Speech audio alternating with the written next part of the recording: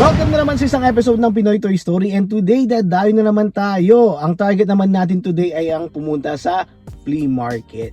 So dito sa Canada may tinatawag kaming flea market. Ito yung latagan comparing sa Pilipinas.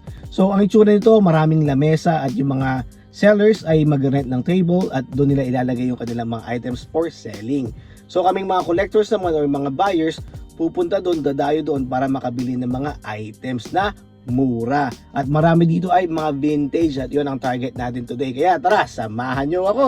Yun yung binilang ko. Ayan o. Diba? Dami, punong-puno. Lahat yan. Bilihan ng mga vintage items. Legos.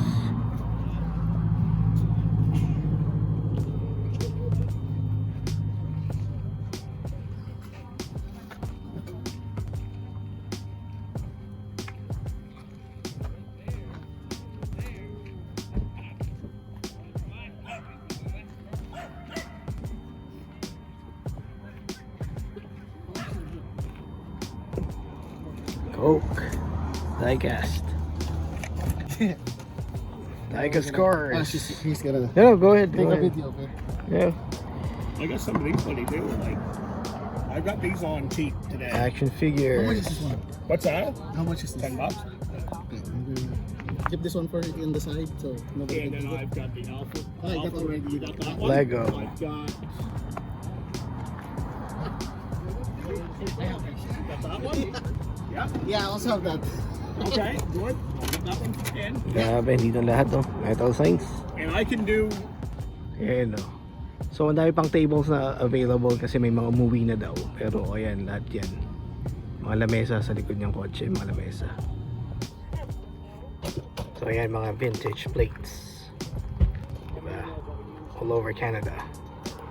Dami, grabe. Yan pa.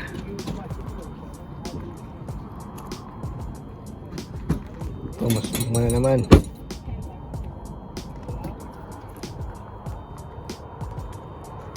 Diba? Pati mga lata, ayan o. Maxwell House. Baking powder.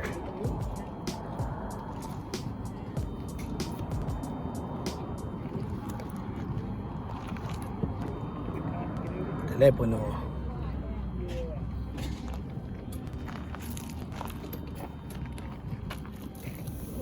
And tools.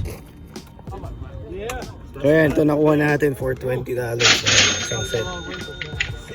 Tapos ngayon, ito apat for $10 naman. So kailangan ko pang mamili ng dalawa.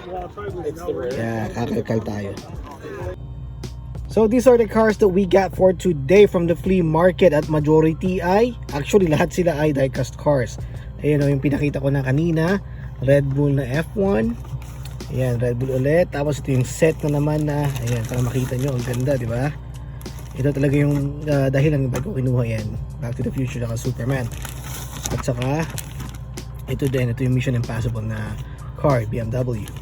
Kaya kinuha ko yan. Tapos for that price, panalo na yan. Because usually, $10 ang isa nito pag sa iba ka bumili. Tapos ito pa, binigay naman ni Tropang Johnny sa trade namin. So ito, pangatlo ko na to. So yung isa, open ko na. And then another keychain, binigay niya sa trade namin. At ito, nabili ko rin siya. Ayan. Ganda, diba? Apat pala for $10 yung nakuha ko na ganito. So hanggang dyan na muna. See you in my next video. Like always, paalam!